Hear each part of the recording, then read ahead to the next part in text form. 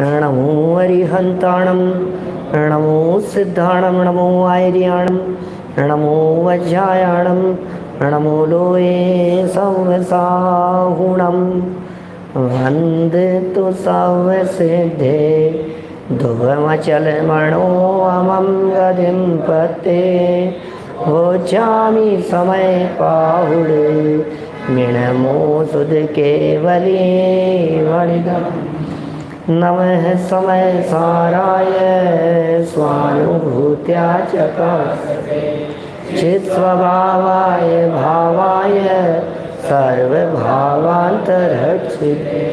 जिन स्वानुभूति से खेरे मम स्वानुभूति श्री विमल धारा जल श्रुत आनंद अमृत से समता प्रभावती रागादि विकल्प तोरिके मां सरस्वती प्रतिभावंदन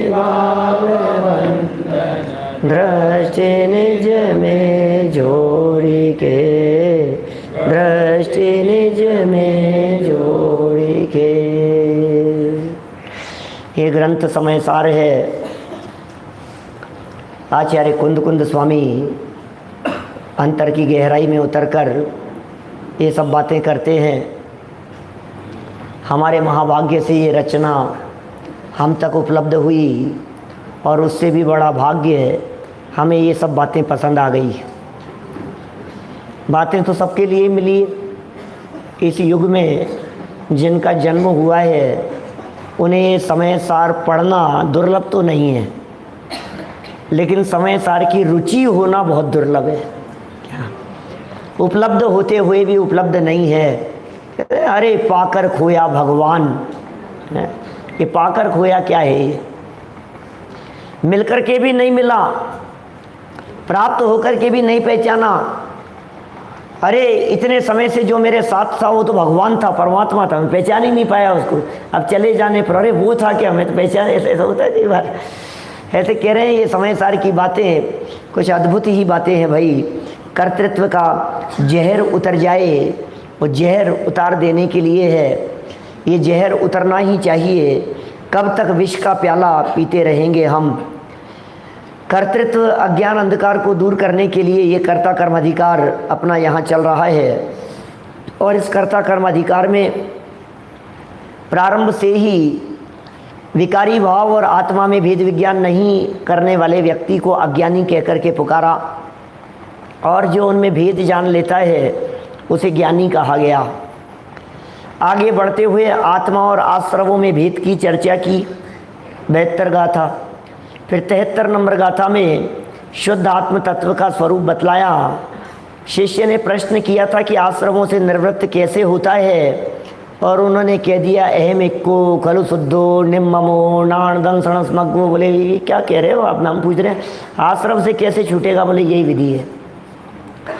74 नंबर गाथा में आकर के फिर इसी तरह की बात कह दी थी। या ध्रुव है, अनित्य है, अशरण है, ये सब जीव के साथ में बंधे हुए कर्म, इनकी यही स्थिति है। 75 नंबर गाथा में आकर फिर ज्ञानी अज्ञानी की चर्चा कर दी। 76 से 69 नंबर तक की जो 4 गाथाओं का ग्रुप है, उन 4 गाथाओं में प्राप्य विकार्य और निवृत्ति कर्म की चर्चा की थी। अभी ये थोड़ी थोड़ी बातें चूँकि कर्णेंद्री का विषय बन रही है, मुझे मालूम है 10 लक्षण की सभा है क्या? मुझे मालूम है ये वो दैनिक स्वाध्याय लोगों की सभा नहीं हुआ करती है 10 लक्षण पर्व में, लेकिन ये बातें आप अभी नहीं सुनेंगे तो कब सुनेंगे? साल भर तो आप लोगों को सुनना ही नहीं है, तो फिर अभी सुना दे हुए आपको ये बात। जो प्रयोजनभूत बातें हैं वो अवश्य हमारे पकड़ में आनी ही चाहिए।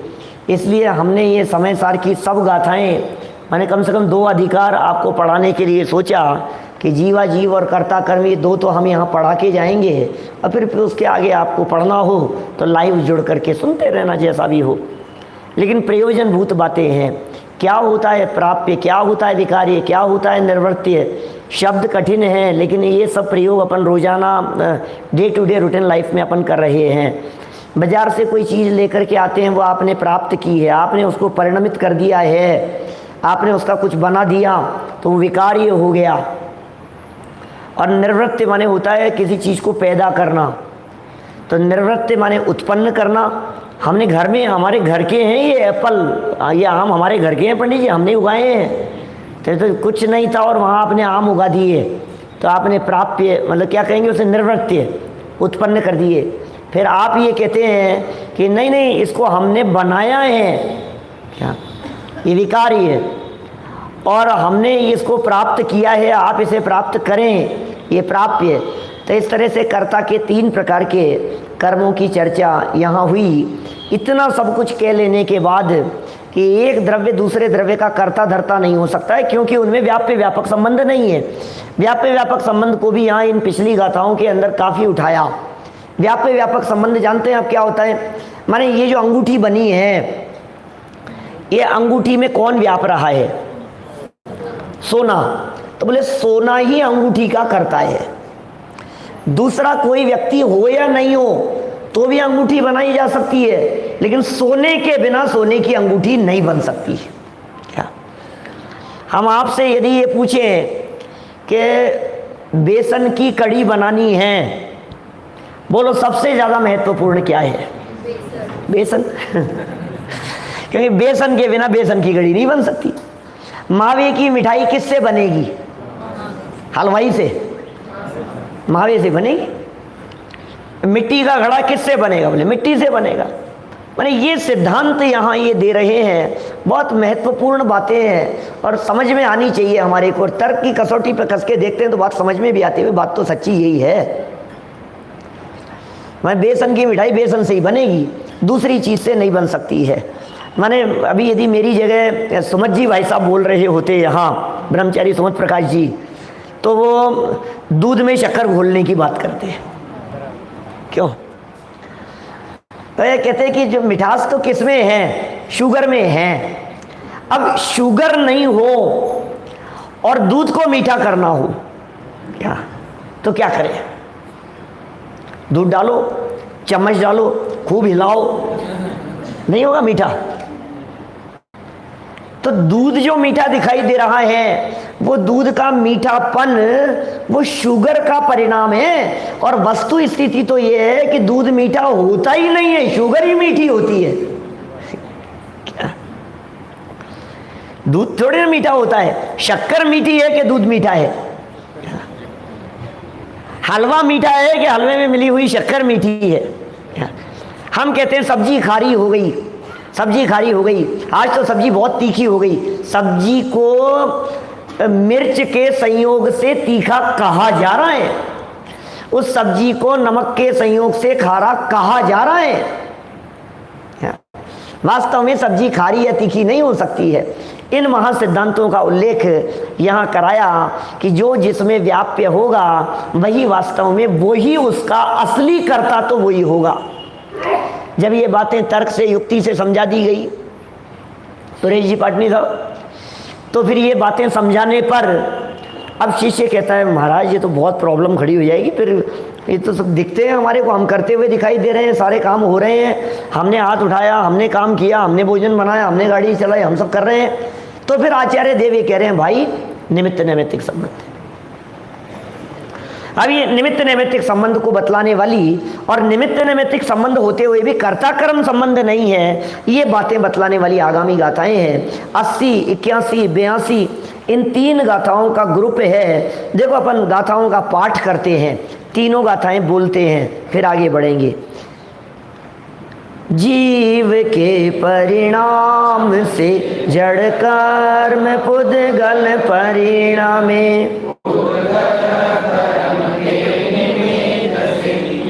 आत्मा भी परिणामे, आत्म करे ना कर्म गुण, ना कर्म आत्म गुण करे, पर परस्पर परिणामान में बस इसलिए यह आत्मा निज भाव का करता का, अन्य सब उद्गल कर्म भाव का करता। ख्याल में आ गई कितने सरल है गाथाएं, पढ़ते पढ़ते ही ऐसे मक्खन की तरह स्पष्ट होता है कि नहीं भाव। जीव के परिणाम से देखो भैया, जीव ने भाव किए तो कर्म बंधेंगे, कर्म का उदय आएगा तो फिर जीव को नरक तिर्यंच आदि गतियों में जाना पड़ेगा। ऐसा नहीं हो सकता है कि कर्म का उदय तो नरक का आए और ये जीव स्वर्ग में चला जाए, ऐसा नहीं हो सकता।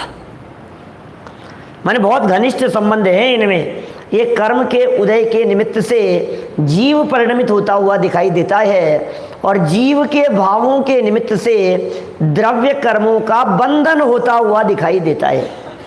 भाव के निमित्त से कर्म बंधे और कर्म के निमित्त से जीव की अवस्थाएं हो रही है। आप बतलाइए, वर्तमान में जो ज्ञान की अवस्था दिखाई दे रही है, क्या उसमें ज्ञानावरणी कर्म का उदय निमित्त नहीं है?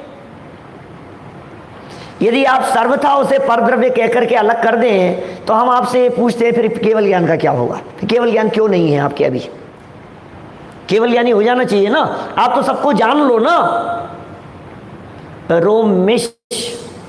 रोमित भाई बोलो, तो जान लो, आप सारे दुनिया भर को जान लो। आपके हाथ में है ना, आप आत्मा हो, आप ज्ञान से जानते हो, जान लो सबको। ये जानने में आया और ये जानने में नहीं आया, इसका आधार क्या है? स्वावरण क्षेयोपशम लक्षण योग्यता।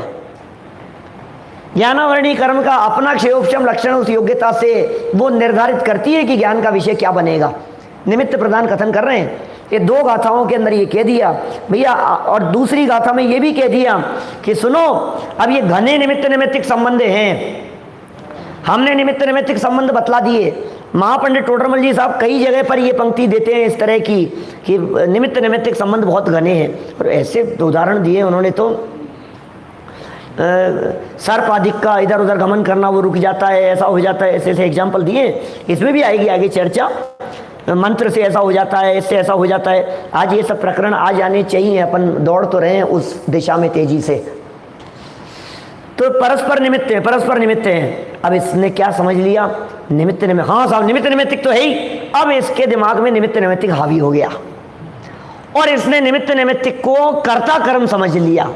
तो आचार्य देव बार बार में कह रहे हैं निमित्त निमित्तिक का निषेध नहीं, और कर्ता मानने पर मिथ्या अहंकार या मिथ्या मान्यता है, उसके ऊपर हम चोट मारे बिना रहेंगे नहीं। कितना स्पष्ट है। 81 नंबर, आत्म करे ना कर्म के गुणों को और कर्म आत्मा के गुणों को नहीं करे, परस्पर निमित्त जरूर है। अब ये निमित्त कहते हुए भी अगली गाथा में स्पष्ट कर दिया कि आत्मा निज भाव का ही करता है, पुद्गल के भावों का करता नहीं होता है। इसलिए आप भ्रमित नहीं होना बिल्कुल भी। आगे कलश में भी यही बात कही, हे भव्य जन, तुम परमार्थ से इस आत्मा को जान लो। निज भाव के तुम करता हो और पर भाव के तुम करता किसी भी स्थिति में नहीं हो सकते हो। आगे ये जो गाथा दी है 83 नंबर गाथा, जो निज भाव के ही कर्तापन की जो बात कही है, इसी 83 नंबर गाथा में समुद्र में चलने वाले लहरों की चर्चा की। एक ऐसा एग्जाम्पल दिया इस 83 नंबर गाथा में, समुद्र में लहरें उठ रही है। बोलो लहरें कैसे उठेगी? जितनी तेज हवा चलेगी ना उतनी ऊंची लहर उठेगी। बिना हवा के लहरें नहीं उठेगी। बिना हवा के लहर उठ ही नहीं सकती है। फिर आचार्य देव कह रहे हैं ऐसा होने पर भी उस लहर में हवा व्याप्त है या पानी व्याप्त है? क्या? हवा में हवाएं और पानी में पानी है। तो लहर भले ही हवा के निमित्त से उठी हो, लेकिन उस लहर में तो समुद्र ही व्याप्त होता है। इसलिए व्याप्य व्यापक भाव से देखा जाए तो उस समुद्र की लहर का कर्ता समुद्र ही है। क्या? हवा उसका कर्ता किसी भी रूप में नहीं हो सकती है। फिर इसी तरह 84-85 नंबर गाथा का एक ग्रुप दिया, 2 गाथाओं का ग्रुप है, और ये कहा अनेक प्रकार के पुद्गल कर्मों को ये आत्मा करता है, भोगता है। जनवाणी में भी ये कथन है। ये सब व्यवहार नहीं के कथन है भैया, है ना। ये जीव नरक में चला गया, त्रियंज में चला गया, क्योंकि जब अभी अपन 332 से लेकर के 339 तक की गाथाएं पढ़ रहे थे, अभी हम कौन सी गाथाएं पढ़ रहे थे? सर्व शुद्ध ज्ञान अधिकार पूरा किया ना अपन ने। जब हम 332 से 339 तक की गाथाएं पढ़ रहे थे तो वे बातें निमित्त नैमित्तिक संबंध से तो सत्य हैं। क्या उन गाथाओं को समझ? निमित्त नैमित्तिक संबंध भैया वास्तव में कर्म का उदय, वास्तव में सोना जगना उठना बैठना गमन करना है ना, ये जितनी प्रवृत्तियां हो रही है सब कर्म का उदय निमित्त है। लेकिन लेकिन लेकिन उसे सांख्य मत कह दिया। सांख्य मत कब हो जाएगा कि आप निमित्त नैमित्तिक नहीं मानेंगे तो सांख्य मत खड़ा हो जाएगा, और निमित्त नैमित्तिक को कर्ता कर्म मान लेंगे तो, या निमित्त नैमित्तिक को नहीं मानेंगे तो एक ही बात है। तो आपने कर्ता कर्म समझ लिया, बोले सांख्य मत खड़ा हो गया, क्योंकि कर्म प्रकृति कर रही है, आपने ऐसा समझ लिया। और आगम भी ये कह रहा है कर्म प्रकृति कर रही है, लेकिन वास्तव में व्यवहार नए से जनागम में कहा गया है, परमार्थ से ऐसा होता नहीं है। क्योंकि पुद्गल कर्म को यदि आत्मा भोग लेगा तो फिर ये आत्मा द्विक्रियावादी कहलाएगा। ये बहुत बड़ी समस्या खड़ी हो जाएगी। और इसी गाथा की टीका में, इन्हीं दो गाथाओं की टीका में घड़े और कुम्हार का एग्जाम्पल देकर के चर्चा कर ली, जो कि प्रसिद्ध उदाहरण है। घड़ा और कुम्हार कौन किसका करता है? घड़ा बनने का कर्ता मिट्टी तो है, क्योंकि मिट्टी ही घड़े रूप से बनी है, लेकिन कुम्हार का योग और उपयोग लगा था, इसलिए कुम्हार को व्यवहार से करता कहाँ है? परमार्थ से कुम्हार घड़ा नहीं बना सकता है। कुम्हार आए यहाँ मिले हमारे से बाहर, हमने कहा घड़े बनाते हो क्या? कि बनाओ। कैसे कैसे बनेंगे? तुम ही बनाते हो ना, कि हम नहीं बना सकते। मिट्टी में योग्यता होनी चाहिए। हमने कहा मिट्टी ला करके दे दी, सामने बजरी पड़ी थी, हमने कहा जो कितनी मिट्टी बना दो, इससे थोड़ी ना बनती है। माने योग्य मिट्टी चाहिए, उसके बिना काम नहीं होगा। अज्ञानियों के ये निमित्त नैमित्तिक संबंध कर्ता कर्मपन को प्राप्त हो जाता है, इसलिए वे महामूढ़ बने हुए रहते हैं। फिर 86 नंबर गाथा में आगे चल करके ये कह दिया कि आत्मा, ऐसा मान लो आत्मा चेतन को भी कर रहा है और पर को भी कर रहा है, तो बोले आत्मा द्विक्रियावादी मिथ्या दृष्टि हो जाएगा, ये बात भी संभव नहीं है। इस तरह ये सारी गाथाएं पूरी हुई, और इन गाथाओं को पूरी करते हुए 51 नंबर का एक ऐसा कलश दिया जिसमें ये कह दिया यह परिणमति से करता। बस सूत्र समझ लो, याद रख लो। 51 नंबर के कलश की आधी लाइन, कौन किसका करता है? यह परिणमति स करता। बस वस्तु में यदि स्वयं परिणमन की योग्यता नहीं होवे तो दुनिया की कोई ताकत उसे परिणमित नहीं करा सकती है। और इसका समापन करते हुए 6 कलश दिए हैं, उन कलशों में भी इसी प्रकार की बात कही गई है। आ जाइए 87-88 नंबर गाथा, बहुत महत्वपूर्ण गाथाएं हैं दोनों गाथाएं। इन गाथाओं में उन्हीं निमित्त नैमित्तिक संबंध की चर्चा की, और निमित्त नैमित्तिक संबंध की चर्चा करते हुए मेरे जीव के परिणाम से कर्म बनते हैं, कर्म के परिणाम से जीव बनते हैं, तो फिर दोनों एक दूसरे में कुछ संबंध है या नहीं है? बोले सुनो, 2 बातें हैं। पहले गाथा पढ़ लो आप, कौन सी? 87 और 88 नंबर गाथा, फिर आपको बात समझ में आएगी, क्योंकि टीका में दर्पण और मोर का एग्जाम्पल दिया है। सुंदर बात को सिद्ध किया है, समझने योग्य बात है, समझ में आनी चाहिए, कंसेप्ट क्लियर होना चाहिए। मिथ्यात्व अविरति जोग ज्ञान और कषाय,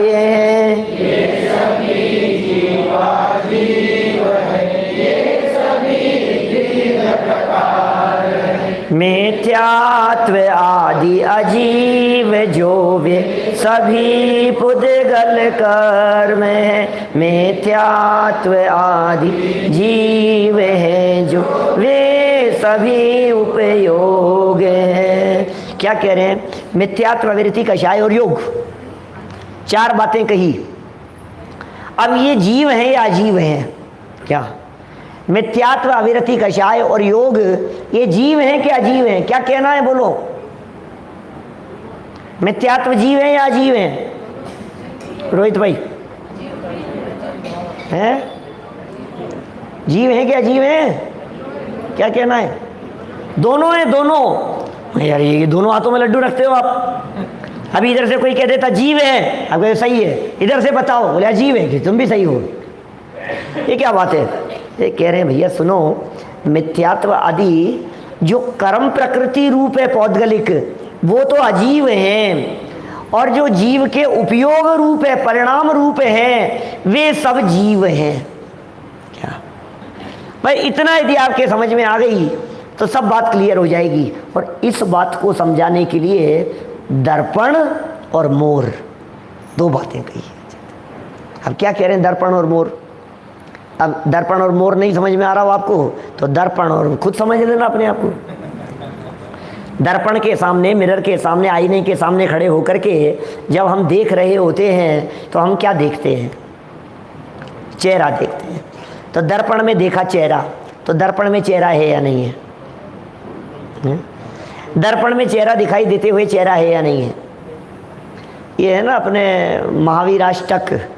महावीराष्टक स्तोत्र का पहला ही श्लोक है। क्या लिखा है उसमें? यदि ये चैतन्य मुकुर इव भावाश्चिद चिता समं भान्ति द्रव्य व्यय जलिल संतोन्तरहिता। कुछ ख्याल में आएगा क्या है? क्या? मैंने बहुत सालों तक पढ़ाया महाविद्यालय में, शास्त्री फर्स्ट ईयर में चलता था पहले। ये क्या कहा? ये जो चैतन्य का परिणाम, मुकुर इव भावाश, मुकुर कहते हैं दर्पण को। जितने जगत के पदार्थ हैं, ये जगत के सभी पदार्थ दर्पण में कैसे झलकते हैं? ज्ञान रूपी दर्पण में कैसे झलकते हैं? जैसे दर्पण में जगत के पदार्थ झलकते हैं। और कैसे झलकते हैं दर्पण में? कि दर्पण में यदि अग्नि झलक रही है तो कितना गर्म होगा, और बर्फ झलक रही है तो कितना ठंडा होगा, और सामने पानी के झरने बह रहे हैं तो कितना गीला हो गया होगा। सामने यदि 10 श्रोता बैठे हुए हैं तो दर्पण कैसा होगा? बहुत फ्री महसूस करेगा। और सामने यदि 1000 लोग बैठे हुए हों तो दर्पण को लगे भाई साहब आज थोड़ी सी दिक्कत है। कैसा होगा? कम हो तो रिलैक्सेशन नहीं, और ज्यादा हो तो सर पर वजन नहीं। कैसा दर्पण का स्वरूप है। इसी तरह से हमारे ज्ञान दर्पण का भी ऐसा ही स्वरूप है। दर्पण में जो पदार्थ झलक रहे हैं वास्तव में वो झलकन भी दर्पण है। बाहरी पदार्थ का उसमें रंच मात्र भी सहयोग नहीं है, संबंध नहीं है। अब 2 मोर हो गए। दर्पण के मोर की बात करते हैं। एक मोर सामने दिख रहा है और दूसरा मोर दर्पण में दिखाई दे रहा है। 2 हो गए। अब जो मोर आपको सामने दिख रहे हैं उसकी हड्डी, खून, मांस, कलर, रंग रूप जो भी है वो सब किसका है? खुद का है, जो सामने दिख रहा है। ठीक है कुशल भाई। अब इधर दिख रहा है दूसरा दर्पण में। अब दर्पण में जो कलर दिखाई दे रहा है, जो मोर दिखाई दे रहा है, वो किसका है? उसमें मोर का क्या है? ये कुछ भी नहीं है। तो ये कह रहे हैं जिस मिथ्यात्वादी रूप से ये जीव परिणमन कर रहा है वो तो जीव का परिणाम है, और जिन मिथ्यात्वादी रूप से कर्म प्रकृतियां बन रही थी वे कर्म का परिणाम है। देखिए नीचे यहाँ एग्जाम्पल दिया है 87 से 88 नंबर गाथा की टीका पढ़ते हैं। टीका 4-6 लाइनें पढ़ते हैं। देखो मजेदार है बात। क्या कह रहे हैं? मिथ्या दर्शन मिल गया क्या सभी को? मूल समय सार में मिलेगा। समय सार की PDF भी रखना चाहिए अपने हाथ में, फ़ोन में, तो जिससे आप उसको कभी भी खोल सको, कभी भी देख सको। आजकल तो लाइब्रेरी हाथ में रहनी चाहिए। सब ग्रंथ कोई भी फटाफट तुरंत खोलो, तुरंत देखो, जरूरी है ये सब बातें। मिथ्या दर्शन, अज्ञान, अविरति आदि सभी भाव मोह और दर्पण के समान। एग्जाम्पल क्या दिया? मोर और दर्पण के समान जीव और अजीव के द्वारा भाए जाने से जीव भी हैं और अजीव भी हैं। सिद्धांतों का ज्ञान करा रहे हैं, वस्तु स्थिति का ज्ञान करा रहे हैं, वस्तु स्वरूप समझा रहे हैं। दर्पण और मोर के समान ये मिथ्यात्वादी जीव भी हैं और अजीव भी हैं। अब इसी बात को विस्तार से स्पष्ट करते हैं कि जिस प्रकार नीला, हरा और पीला आदि वर्ण रूप भाव मोर के स्वयं के स्वभाव होने से मोर के द्वारा ही भाए जाते हैं, मोर में ही पाए जाते हैं। मोर ही है भाई, मोर का नीला रंग मोर का ही है। मोर का ये स्वर्णपना, हरा रंग, पीला रंग, जो भी उस मोर में, मोर के पंखों में दिखाई दे रहे हैं, वो किसका रंग है? वो मोर का ही है। किंतु दर्पण में प्रतिबिंबित रूप से दिखाई देने वाले, दर्पण में प्रतिबिंबित रूप से दिखाई देने वाले नीले, हरे, पीले आदि वर्ण रूप भाव, वो दर्पण की स्वच्छता के विकार भाव से, दर्पण द्वारा भाए जाने से, दर्पण में ही पाए जाने से दर्पण ही है, वो मोर नहीं है। कहेंगे उसको मोर, दर्पण को मोर कहेंगे हम, बोलेंगे, बच्चे को दिखाएंगे।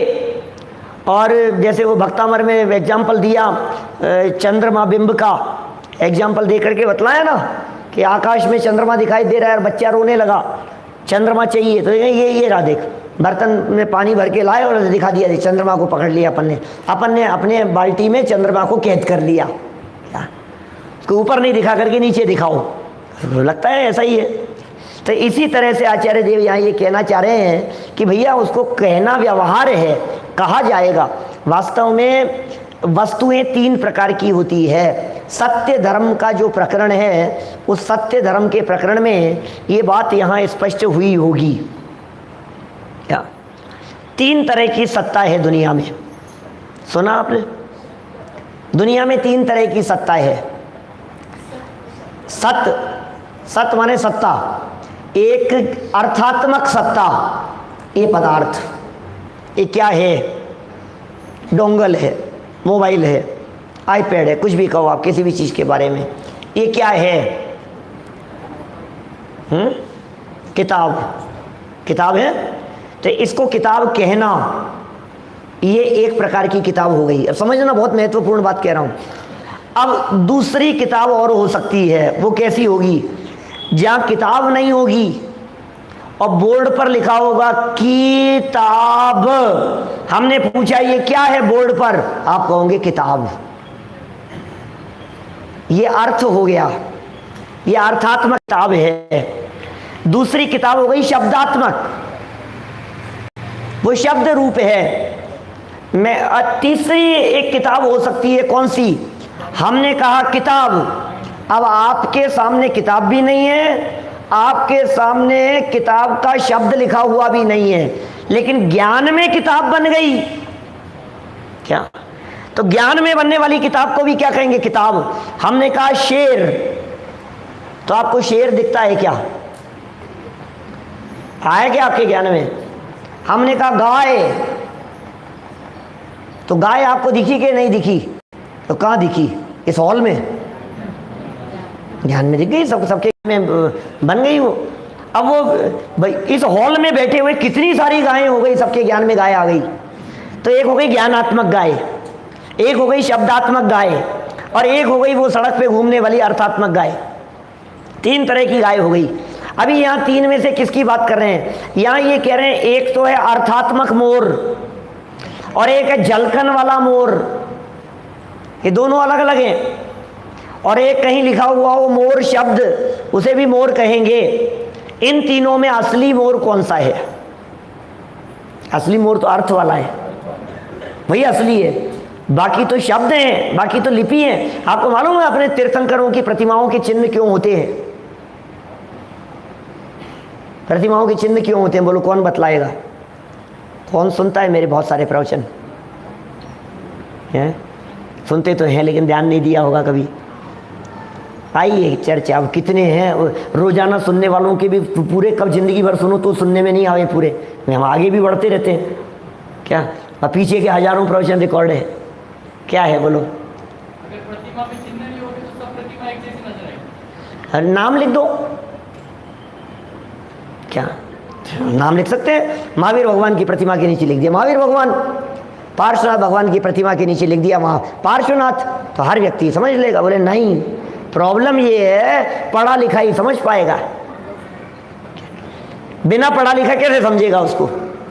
भगवान की प्रतिमा को पहचानने के लिए अच्छा पढ़ा लिखा व्यक्ति हो तो भी लैंग्वेज प्रॉब्लम होगी तो क्या होगा? दक्षिण भारत का व्यक्ति यहाँ आएगा और आपका लिखा है पार्श्वनाथ भगवान, तो वो क्या करेगा? लेकिन सांप का चिन्ह देगा पार्श्वनाथ भगवान की, कैसे बोल दिया उसने? साफ दिख रहा है। चिन्ह कितना सोची समझी व्यवस्थित व्यवस्था है ये, माने प्रतिमाओं के ऊपर चिन्ह बनने की। आप कैसे पहचानेंगे आदिनाथ भगवान है और ये अजितनाथ भगवान है? पूरे देश में सर्वव्यापी होना चाहिए, एक जैसा, कि चिन्ह देख करके पहचाना जा सकता है। वो भी एक भाषा है, वो भी एक लिपि है। वो कैसी है? वो शब्दात्मक है। तो शब्द अलग हैं और अर्थ अलग है। कभी कभी मैं जब बच्चों को ये शब्द ने, ज्ञान ने, अर्थ ने पढ़ा रहा होता हूँ तो मैं एक छोटी सी बात कभी कभी पूछ लेता हूँ कि नीले पेन से लाल लिखा जा सकता है या नहीं? क्या अमोघ भाई, नीले पेन से लाल लिख सकते हो? नीले पेन से लाल कैसे लिखेंगे? बहुत सारे लोग सोच रहे हैं।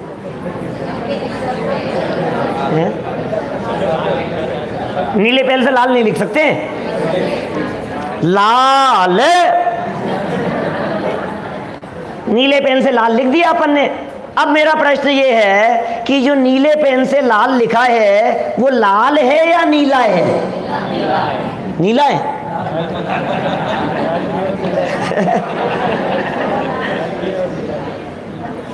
नीले पेन से लाल लिखा है वो लाल है या नीला है? हर्षवर्धन जी साहब।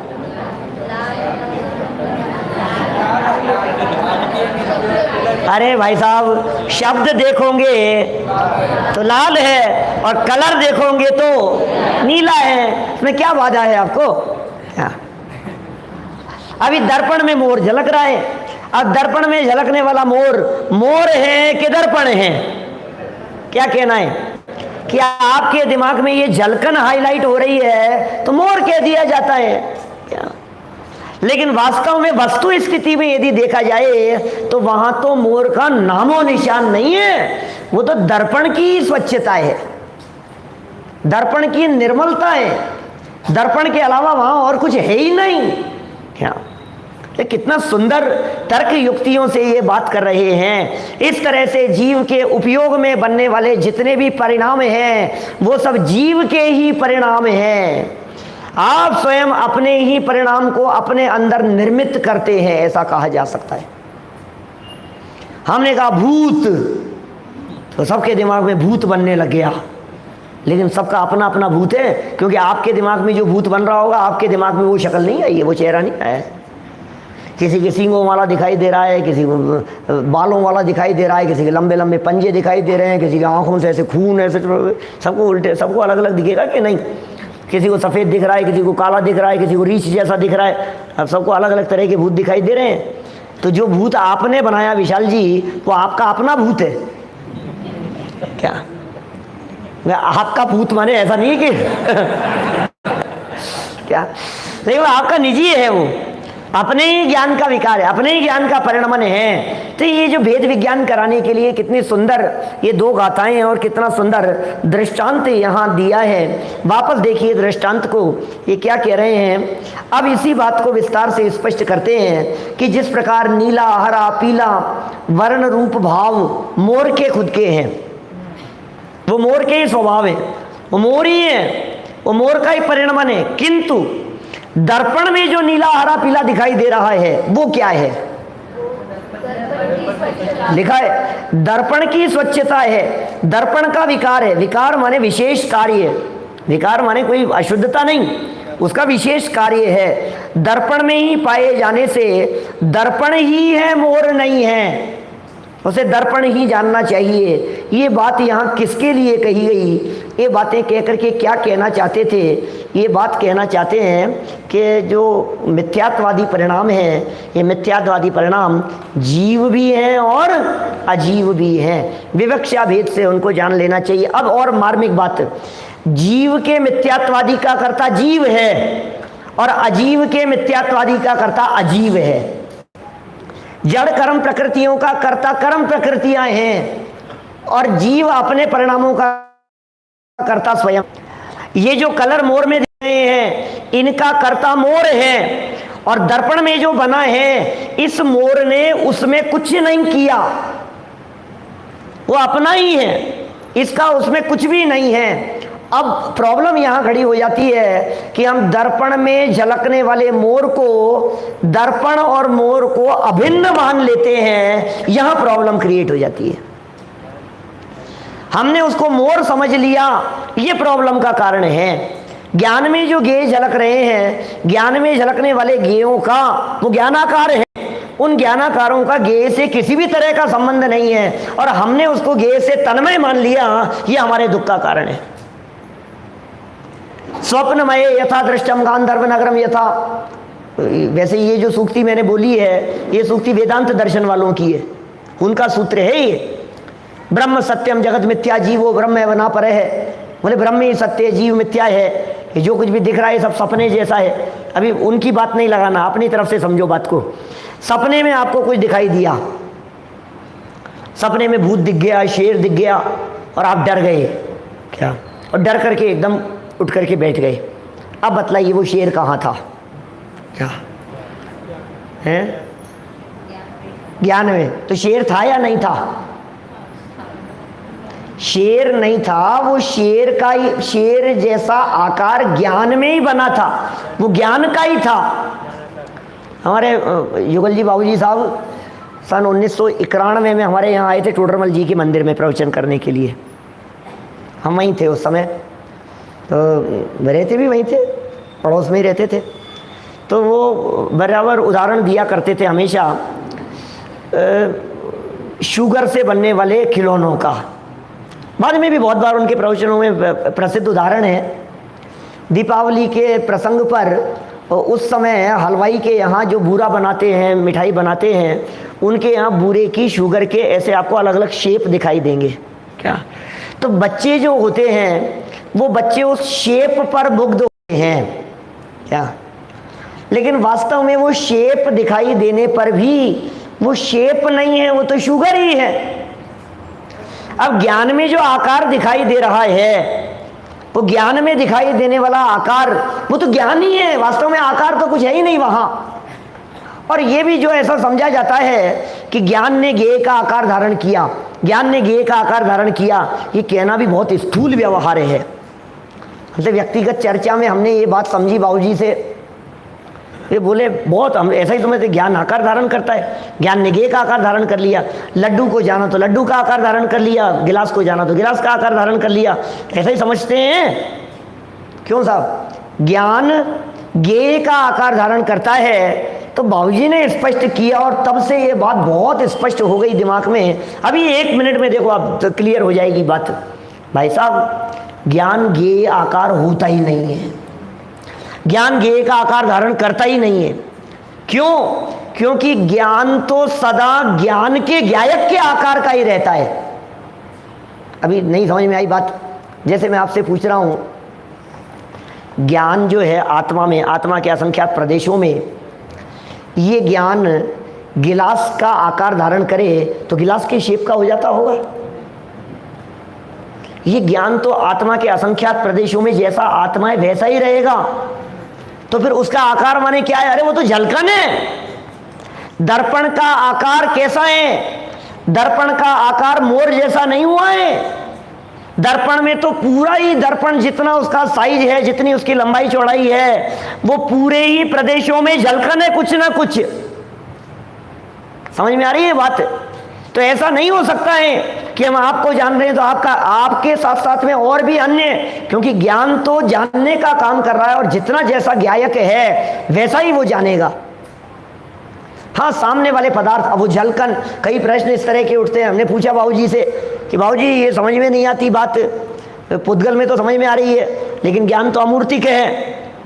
अब ज्ञान अमूर्तिक है और पुद्गल मूर्तिक है, तो कलर कैसे आ जाते हैं उसमें? नहीं समझ में आई बात आपको? भाई कलर जो दिख रहे हैं हमारे को, अब ज्ञान में वो कलर कैसे आएंगे? कुछ बात समझ में आ रही है कि ऊपर से जा रही है कुछ बात?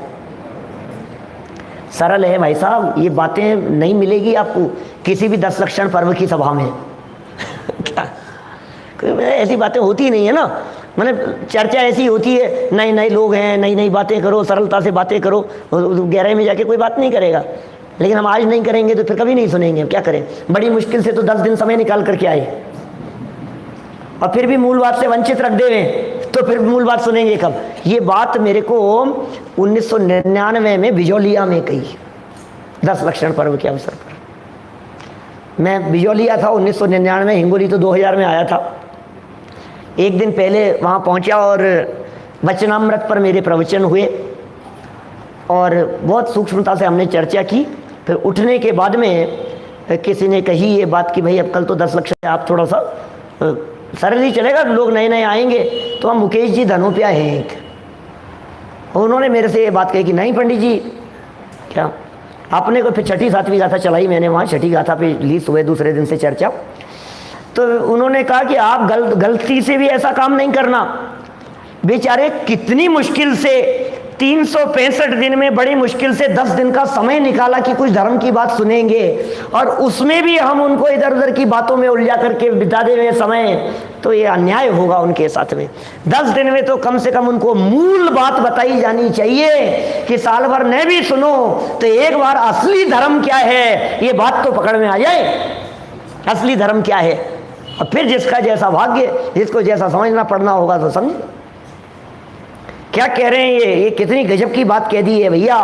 दर्पण और मोह के दृष्टांत के माध्यम से ये बात कहना चाहते हैं कि दर्पण में झलकने वाला मोर, वो झलकन और मोर के साथ साथ में और भी जो कुछ भी झलक रहा है ये उसी की स्वच्छता है कि साहब कलर, अरे ये तो झलकन है ना, कलर कहाँ है उसमें, कलर तो दिख रहा है। क्या बात करते हो तुम? ज्ञान में जब पुद्गल के कलर दिख रहे हैं तो फिर ज्ञान में वो कलर कैसे दिखते होंगे? कुछ नहीं दिखते हैं, वो ज्ञान ही है, वो झलकन है। वो हमारे कितना स्पष्ट है ये सब बातें, फिर भी उठती है उपयोग में, विकल्प खड़े होते हैं। लेकिन बड़ा सुंदर वस्तु स्वरूप है ये वस्तु स्वरूप के रसिया लोगों को ही इन बातों में आनंद आता है और आना चाहिए। देखिए तात्पर्य, देखिए पीछे पेज बदल करके दादा का निष्कर्ष। तात्पर्य यह है कि दर्पण में दिखाई देने वाला मोर मोर ही है, दर्पण नहीं, सॉरी, दर्पण में दिखाई देने वाला मोर मोर है ही नहीं, वह तो दर्पण ही है। इसी प्रकार जो कारमाण वर्गणा रूप पुद्गल स्कंद, गाथा का प्रतिपाद्य क्या है, गाथा क्या कहना चाह रही है? मिथ्यात्वादी प्रकृतियां हैं, कारमाण वर्गणाएं हैं, पुद्गल स्कंद हैं। ये पुद्गल स्कंद मिथ्यात्वादी प्रकृतियों रूप परिणमित होते हैं। कारमाण वर्गणाएं ही कर्म रूप से परिणमित होती हैं। वे मिथ्यात्वादी प्रकृतियां तो द्रव्य मिथ्यात्वादी है, अजीव मिथ्यात्वादी हैं। जो कर्म परमाणु मिथ्यात्व रूप से परिणमित हुए हैं वो तो मिथ्यात्व अजीव थे, किंतु उन्हीं मिथ्यात्वादी कर्मों के उदयानुसार जीव में होने वाले पर कर्तृत्व बुद्धि संबंधी मिथ्यात्व भाव वो जीव हैं। इसलिए आज एक कलश आया था, गाथा इस तरह की आई थी कि जब आत्मा करता ही नहीं है तो फिर आत्मा को सजा क्यों मिले। कौन से नंबर का कलश था? शायद 209 ऐसा कोई कलश था शायद, कुछ सर्व विशुद्ध ज्ञान अधिकार में। और उसमें ये बात कही कि जब आत्मा करता ही नहीं है तो फिर आत्मा को सजा क्यों मिले, फल क्यों भोगेगा। मुझे एक बात बतलाओ, मैंने किसी की हत्या नहीं की, मेरे केस चल रहा है। अब केस चल रहा है तो सज़ा सुनाई जा रही है। अब जब सज़ा सुना दी गई तो कह रहे हो आप, अब मैंने कहा कि भाई मैंने तो किया ही नहीं है, मुझे सज़ा क्यों मिल रही है? जब मैं उसका करता ही नहीं हूँ तो मुझे सज़ा मिल क्यों रही है? आचार्य देव ने कितना स्पष्ट जवाब दिया, भैया तुम्हें जो सज़ा मिल रही है ये तुम्हारे अज्ञान भाव की सज़ा है।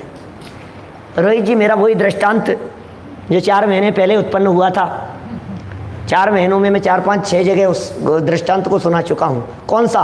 मजिस्ट्रेट वाला, वो प्रवचन करने वाला, चोर वाला, चोरी करने वाला, किसने सुना है? हैं? इसका मतलब करंट भी सुनते हैं आप लोग, कुछ लोग हैं, क्योंकि ज़्यादा पुराना नहीं है, अभी 2-4 महीनों में ही वो जन्म लिया है उस उदाहरण ने। यहाँ सुनाया है? यहाँ कब सुना दिया? यहाँ सुनाया होता तो फिर तो हाथ ही 10-15 लोगों के खड़े हैं, 20 लोगों के। नहीं, मुंबई सुनाया था, मुंबई अध्यात्म स्टडी सर्कल में सुनाया है। सुनो सुनो सुनो सुनो भैया, क्या कह रहे हैं हर्षवर्धन जी साहब। एक चोर चोरी करने आया,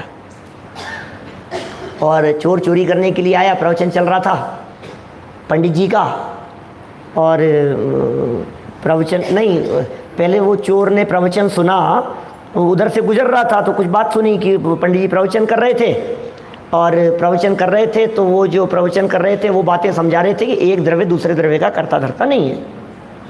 कोई किसी का करता धरता नहीं होता। ये बात समझा रहे थे। चोर भी सुन रहा था खड़ा खड़ा कि क्या समझा रहे हैं ये। और बोले वस्तुएं होती है, ये वस्तुएं इधर से इधर, मैं इसका करता नहीं हूँ, इसको इधर से इधर मैं नहीं ले जा सकता हूँ, ये इधर से इधर जा रही है, ये अपनी योग्यता से जा रही है ना, इसका इधर से इधर जाना, क्षेत्र से क्षेत्रांतर होना, ये अपनी योग्यता से होता है। और वस्तु स्थिति यही है, और बाकी निमित्त नैमित्तिक संबंध है, कर्ता कर्म संबंध नहीं है। ये सब बातें खूब अच्छे से, अकर्तावाद की बातें वे मजिस्ट्रेट साहब, मजिस्ट्रेट नहीं, वे चोर ने सुनी और वो समझा रहे थे और समझ ली, उसने समझ में भी आ गई। अब क्या हुआ, चोरी करते हुए एक बार कभी पकड़ में आ गया। पकड़ में आ गया तो केस चला। अब जब केस चलेगा तो सुनवाई होगी, और संयोग की बात यह है कि जो सुनवाई करने वाले और फैसला सुनाने वाले थे वे वही मजिस्ट्रेट थे जो प्रवचन कर रहे थे। अब तो क्या हुई बात संजय जी राव साहब, अब तो जब केस चला, सारे उसके खिलाफ सारे सबूत पेश किए गए और सब बातें हो गई और अपराध सिद्ध हो गया और मजिस्ट्रेट के सामने सारी बात सिद्ध हो गई, तो फिर फाइनली पूछते हैं ना उस अपराधी से कि बोलो भाई सब बात स्पष्ट है, अब तुम्हें क्या कहना है। चोर से कहा, तो चोर ने कहा माय लॉर्ड मैं आपको क्या कहूं, आप तो सब जानते हो। क्या? आप तो सब जानते हो कोई किसी का करता धरता नहीं है क्या।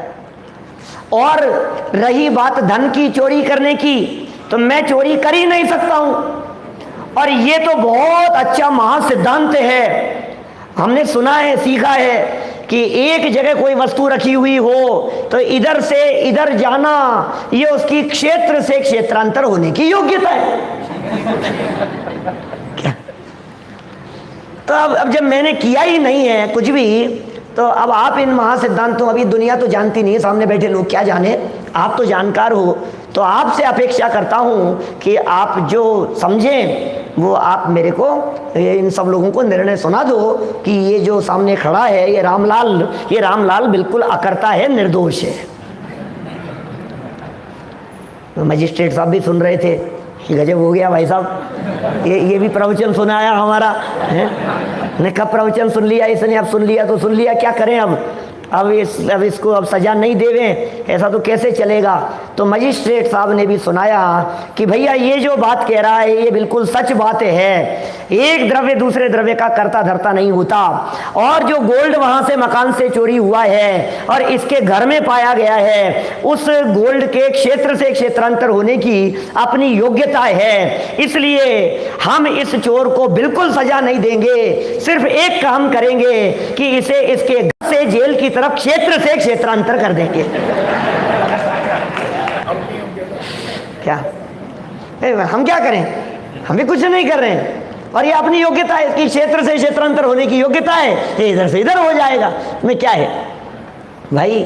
अब ये अज्ञानी कह रहा है, कलश जो अपन ने पढ़ा था आज इसी कर्तृत्व संबंधी अज्ञान के बारे में, उस कलश में क्या कहा, जब कोई करता नहीं है किसी भी पर द्रव्य का तो फिर ये उसके फल क्यों भोगेगा, ये बताओ। जब हमने पर का कुछ किया नहीं, जब हमने अपराध किया नहीं, तो हमें सजा नहीं मिलनी चाहिए। तो आचार्य देव कहते हैं बिल्कुल सही कहते हो, तुमने पर में कुछ नहीं किया, इसलिए पर में करने धरने की सजा तुम्हें नहीं मिलेगी, लेकिन तुमने जो अज्ञान भाव किया है उसके कर्ता तुम हो, और तुम्हें अपने अज्ञान भाव का फल भोगना पड़ेगा। क्या? अपने राग का फल भोगना पड़ेगा, अपनी कषायों का फल भोगना पड़ेगा, अपने विकार भाव के फल को भोगना पड़ेगा। क्या? कौन भोगेगा उसे? हमें ही भोगना पड़ेगा। इसलिए आप ये कहकर के बिल्कुल बरी नहीं हो सकते हो कि हम क्या करें, उनका परिणाम उनमें और हमारा उनमें। सच्ची बात है, बात सच्ची है, लेकिन तुम्हें तुम्हारे अज्ञान भाव का फल अवश्य मिलेगा। अब ये कुछ गाथाएं दी हैं, बहुत सुंदर गाथाओं का ग्रुप है, मतलब प्रकरण यहाँ से शुरू हो रहा है 89 नंबर गाथा से। मोहयुत उपयोग के परिणाम तीन अनादिये से जानो उन्हें मिथ्यात्व अविरति भाव और अज्ञान ये। और ये प्रकरण आगे चला और आगे चलकर स्फटिक का एग्जाम्पल दिया इस गाथा को समझाने के लिए, और स्फटिक का एग्जाम्पल देकर के बड़ा गजब का सिद्ध किया टीकाकार अमृतचंद्र स्वामी दृष्टांत शिरोमणि है, जैसे गजब दृष्टांत देते हैं एक से एक। ये कहते हैं स्फटिक मणि है, और स्फटिक मणि में पीछे 3 बातें कही। एक तमाल पत्र लगाया, काले रंग का, तमाल नाम जाति का कोई वृक्ष या कुछ होता होगा, काले रंग का होता है। स्फटिक मणि के पीछे तमाल पत्र लगाया और स्फटिक कैसा हो गया? काला हो गया। उसको हटाया और उसके पीछे हरा केले का पत्ता लगाया, या केले के पत्ते पर स्फटिक मणि को रखा, तो कैसा दिखेगा? हरा दिखेगा। फिर तीसरा एग्जाम्पल दिया, गोल्ड का पत्ता था और गोल्ड था, उस गोल्ड के ऊपर स्फटिक मणि को रखा, तो कैसा दिखेगा? कि पीला दिखेगा। अब आचार्य देव इस दृष्टांत को देकर के कहना चाहते हैं कि सुनो, अब ये जो हरापन है, पीलापन है और कालापन है उस स्फटिक मणि में, ये किसका है?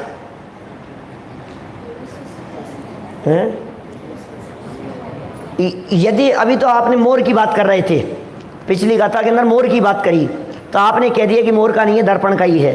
अब शिष्य प्रश्न ये कर रहा है कि यदि ये हरा काला पीलापन यदि स्फटिक का ही हो, तो फिर आचार्य देव कह रहे हैं कि हमने इसको हटा लिया, तो फिर स्फटिक पीली क्यों नहीं दिख रही है? क्या? तो इसका मतलब स्फटिक का नहीं है वो हरा काला पीलापन, स्फटिक का नहीं है। अब यदि आप ये कह रहे हो कि स्फटिक का नहीं है, तो फिर वो केले के छिलके पर रखने से वो हरा क्यों हो गया? क्या केले का हरापन, छिलके का हरापन स्फटिक में आ गया कि नहीं? तो आचार्य देव ये कहना चाहते हैं, कुछ और सिद्धांत की तरफ यहां ध्यान आकर्षित करना चाहते हैं। ध्यान देना, यद्यपि वो स्फटिक कभी भी हरी काली पीली नहीं होती है, लेकिन फिर भी पीले रूप जो परिणमन दिखाई दे रहा है, ये स्फटिक का ही परिणमन है, ये गोल्ड का नहीं है। और दृष्टांत को थोड़ा सा अलग करके देखें यदि अपन, तो हम ये कहेंगे कि अभी हमने उस गोल्ड के ऊपर दूसरे कांच को रखा, तो वो तो नहीं हो रहा है। हमने उसके ऊपर पत्थर को रखा, तो वो तो पीला नहीं हो रहा है। इसका मतलब जिसमें पीला होने की योग्यता है वही पीला दिखेगा क्या? उसमें यदि काले होने की योग्यता नहीं हो तो वो काला नहीं दिखेगा, उसमें यदि हरा होने की योग्यता नहीं हो तो हरा नहीं दिखेगा। इसका मतलब हरा काला पीला ये होने की योग्यता स्फटिक में मौजूद है। इसी तरह से कर्म का उदय आया और जीव लाल पीला हो गया। लाल पीला होने का मतलब क्रोध में, क्रोधानल से जब जला हृदय, काला पीला हो गया ये जीव। तो जीव काला पीला हुआ माने क्रोध रूप परिणमित हुआ, तो ये जीव की योग्यता है। यही अमृत चंद्राचार्य देव प्रवचन सार में आगे चल करके तो इनको स्वभाव कह देते हैं। जीव का ही स्वभाव है, राग जीव का स्वभाव है, ऐसी बात कह दी। अब आपको लगेगा ये क्या उटपटांग बातें, राग जीव का स्वभाव है। एक तरफ महापंडित टोडरमल जी साहब के दूसरे अध्याय के वो तर्क अक्षय ध्यान होंगे, वो क्या तर्क हैं कि नहीं, यदि जीव का स्वभाव हो जाए तो स्वभाव तो कभी मिटता नहीं है। राग को यदि आप जीव का स्वभाव कहोगे तो राग कभी मिटेगा नहीं। भाई साहब विवेक जी महाजन साहब, राग यदि जीव का स्वभाव हो जाए तो राग तो मिटेगा नहीं, कितनी बड़ी प्रॉब्लम खड़ी हो जाएगी। और आप कह रहे हो स्वभाव है। अमृत चंद्राचार्य देव इतना भेद विज्ञान कराने वाले प्रवचन सार परिशिष्ट में 47 नयों में एक नए दिया, उन्होंने एक दृष्टिकोण दिया। और फिर क्या कहा सुनो, यदि आत्मा में स्वयं में राग रूप परिणमन करने की योग्यता नहीं होवे तो वो राग रूप परिणमित नहीं कर सकता है। ये उसी का स्वभाव है। इसमें राग रूप परिणमन का स्वभाव नहीं है, इसमें राग रूप परिणमन का स्वभाव नहीं है, इसमें रागी होने का स्वभाव नहीं है। मोबाइल में, स्टैंड में, टेबल में, किताब में, इनमें राग द्वेष नहीं हो सकता। जीव में ही ऐसा स्वभाव है। देखिए अग्नि में जलाने का स्वभाव है, उष्ण, लेकिन किसे जलाएगी? जिसमें जलने का स्वभाव होगा। क्या क्यों चिढ़ा रहे हो कि चिढ़ क्यों रहे हो? जो चिढ़ता है से चिढ़ाया जाता है, जो जलता है से जलाया जाता है। हाँ, जो जलता ही नहीं है कैसे जलाएगी? अग्नि भी जो पदार्थों में जलने की योग्यता हो उनके ही जलने में निमित्त है। जिन पदार्थों में जलने की योग्यता नहीं हो उन पदार्थों के जलन जलते ही नहीं है तो जलने में निमित्त कैसे होगी? बहुत सारे दुनिया में पदार्थ फायर प्रूफ होते हैं, उन फायर प्रूफ पदार्थों में को अग्नि जलाती नहीं है। तो आप कह रहे हो अग्नि जलाती है कि नहीं जलाती है? जो जलता है उसके जलने में निमित्त होती है। तो ऐसे संबंधों की चर्चा इन गाथाओं के अंदर ये बात कह दी है। और जो काम किसी ने किया और सजा किसी और को मिल जाए ऐसा भी संभव है, माने क्योंकि करता हुआ कोई और दिखाई दे रहा है लेकिन असली करता कोई और था। ऐसा होता है ना, जैसे पदार्थ का परिणमन होता हुआ दिखाई दे रहा है तो अब परिणमन तो पुद्गल का था तो जीव को सजा क्यों मिली? कि जीव का विकारी भाव वो कार्य कर रहा था उसमें निमित्त रूप से, जीव के विकारी भावों का निर्देशन था इसको उठाने के लिए। तो इसका उठना अपनी योग्यता से और जीव के विकारी भावों का वर्चस्व, इसलिए जीव को उसका फल भोगना पड़ेगा। जैसे मान लीजिए किसी व्यक्ति ने हत्या की किसी की, ऐसा भी हो सकता है एक व्यक्ति की हत्या किए जाने पर उसकी सजा उसको नहीं मिल करके किसी और को मिले, ऐसा भी होता है। क्योंकि कभी ऐसे होते हैं ना गरीब लोग जिनसे अपराध करवा लिए जाते हैं, करवाया किसने है, षड्यंत्रकर्ता कौन है, इस अपराध को रचा किसने था, उसको सजा मिलती है। तो बोले ये जो काम दिखाई दे रहे हैं इन सब कार्यों के होने के पीछे बोले राग किसका काम कर रहा था, विभाव किसका काम कर रहा था, बोले उसको सजा मिलनी चाहिए। तो अनादिकाल से जीव के ऐसे परिणाम हैं जिनकी वजह से ये जीव ही विकारी होता है। और ये मिथ्यात्वादी का जो करता है वो जीव ही इन मिथ्यात्वादी भावों का करता है। 90-91 नंबर गाथा में बस इसी बात को कह दिया गया है कि जीव ने किया इसलिए जीव करता, अजीव होगा तो अजीव उसका करता होगा। ज्ञानावरणादि कर्मों का जो द्रव्य कर्म है उनका कर्ता पुद्गल है, राग द्वेष आदि परिणाम है उनका कर्ता जीव है। आत्मा आत्मा के भाव का करता है और पुद्गल पुद्गल के भावों का करता है। कोई और के भावों का करता कोई और होवे ऐसा नहीं होता है। फिर और आगे बढ़े इसी गाथा की टीका में ये 90-91 नंबर पढ़ी ना भी अपन ने 90-91 में, इन दो गाथाओं की टीका में बहुत ही सुंदर एग्जाम्पल दिए हैं और उनसे वस्तु स्थिति को सिद्ध किया है। 2-3 एग्जाम्पल दिए, बस ये एग्जाम्पल करके अपन आज की चर्चा को पूरी करेंगे। 3 मिनट है अभी हमारे पास में, 1 घंटा होने में 57 मिनट हो गए। अभी क्या कह रहे हैं, मंत्र साधना करने वाला साधक, उसने मंत्र साधना की, ठीक है, और मंत्र की साधना से कोई काम हो गया। क्या काम हो गया? मंत्र की साधना करने वाला साधक, पेज नंबर है 172 पर, टीका के बीच का प्रकरण है। मिला क्या आप लोगों को? जिस प्रकार मंत्र की साधना मिल गया, जिस नहीं मिला, मिल गया ना सबको। अब देखो अब ये ऐसे जैसे आप कह रहे हो ना मिल गया, ऐसे उछलना चाहिए अंदर से, आत्मा मिल गया, ऐसा आना चाहिए। जिस प्रकार मंत्र की साधना करने वाला साधक उस प्रकार के ध्यान भाव से स्वयं ही परिणमित होता हुआ ध्यान का करता है क्या, और वह ध्यान भाव समस्त साध्य भावों के अनुकूल होने से निमित्त मात्र होने पर साधक के करता हुए बिना व्याप्य विश्व स्वयमेव उतर जाता है। अब ये व्यक्ति मंत्र की साधना कर रहा है, काम क्या क्या हो रहे हैं जरा देखना। एक व्यक्ति ने मंत्र पढ़ा और मंत्र पढ़ने से सामने सांप का जहर उतर गया, इधर मंत्र बोला तो सांप का जहर उतर गया। तो बताओ इस व्यक्ति ने सांप का जहर उतारा या नहीं उतारा? एक एग्जाम्पल। दूसरा, स्त्रियां स्वयमेव विडंबना को प्राप्त हो जाती हैं। मंत्र पढ़े इधर से और वो वशीकरण मंत्र पढ़े और वशीभूत हो गई। क्या सॉफ्ट कॉर्नर पुरुष नहीं होते हैं? पुरुष भी हो सकते हैं, स्त्रियों में सॉफ्ट कॉर्नर थोड़ा ज्यादा होता है, इसलिए ऐसी बात कही। फिर तीसरी बात, बंधन स्वयमेव टूट जाते हैं। इधर मंत्रवादी मंत्र पढ़ रहा है और इधर बंधन टूट गए।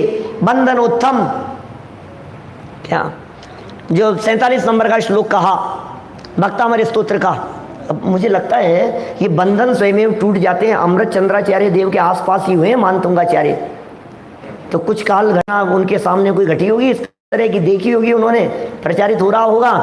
तो किसी ने आकर के पूछा अमृतचंद्राचार्य देव से, आप कह रहे हो साहब नहीं होता है, ये मंत्र पढ़ा और ये बंद टूट गए, आप कह रहे हो नहीं होता है, हो तो रहा है ना सामने। उन्होंने कहा हमें कुछ नहीं कहना है, हाँ हो जाता है। क्या कह रहे हैं, हाँ हो जाता है, हमें कोई दिक्कत नहीं है। लेकिन मंत्र पढ़ने वाला व्यक्ति बंधन तोड़ने की क्रिया का करता नहीं है, मंत्र पढ़ने वाला व्यक्ति अपने मंत्र रूप परिणमन का करता है। और बंधन का करता कौन है, टूटने का और बंधने का करता? बोले बंधन ही बंधन के टूटने और बंधने का करता है। बातें समझ में आई क्या?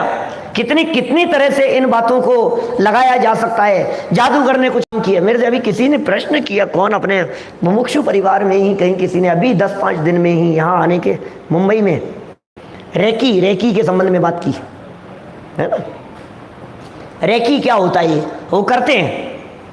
बोले हमें दिमाग में ऐसा विकल्प चलता रहता है, हमें करें कि नहीं करें, कि अंग्रेज में त्यात्व नहीं है, पाप तो नहीं है, हम क्या कर सकते हैं। वो ऐसा होता है, सामने वाले से पूछते हैं, तबीयत भी ठीक हो जाती है, हम घर में बैठे हैं, वो बम्बई में बैठे हैं, वो दिल्ली में बैठे हुए हैं, और इधर से उधर वो हो जाता है। क्या होता है, ये होता है कि नहीं होता है?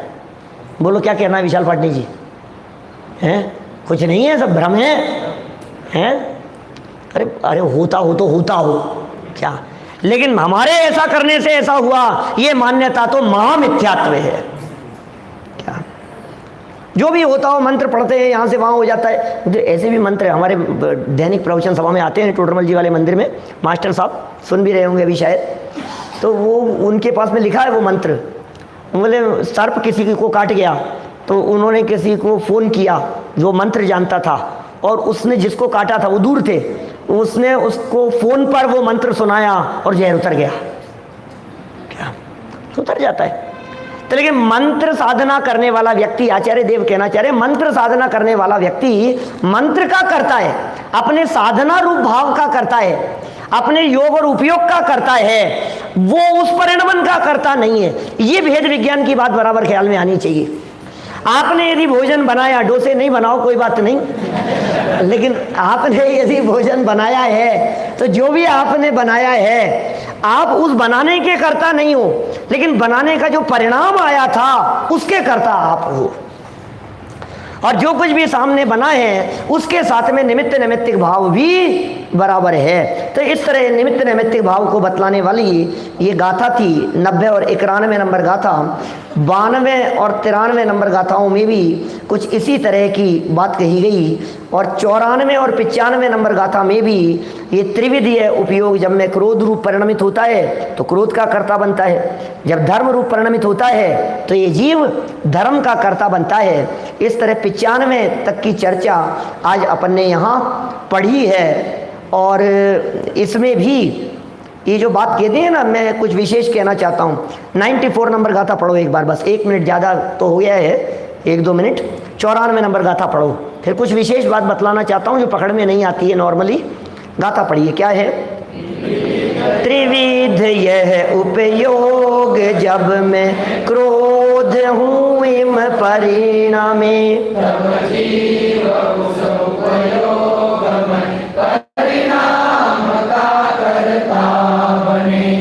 क्या कह रहे हैं देखिए, ये त्रिविध उपयोग की बात कही है। ये 3 उपयोग कौन से हैं? ये 3 उपयोग 3 कौन से होते हैं? शुभोपयोग, अशुभोपयोग, शुद्धोपयोग है। शुभोपयोग, अशुभोपयोग, शुद्धोपयोग, ये 3 उपयोग। और जीव स्वरूप जब परिणमित का होता है तो क्रोध रूप परिणमित करता है, तो शुद्धोपयोग में क्रोध रूप परिणमित करने की बात कर रहे हैं।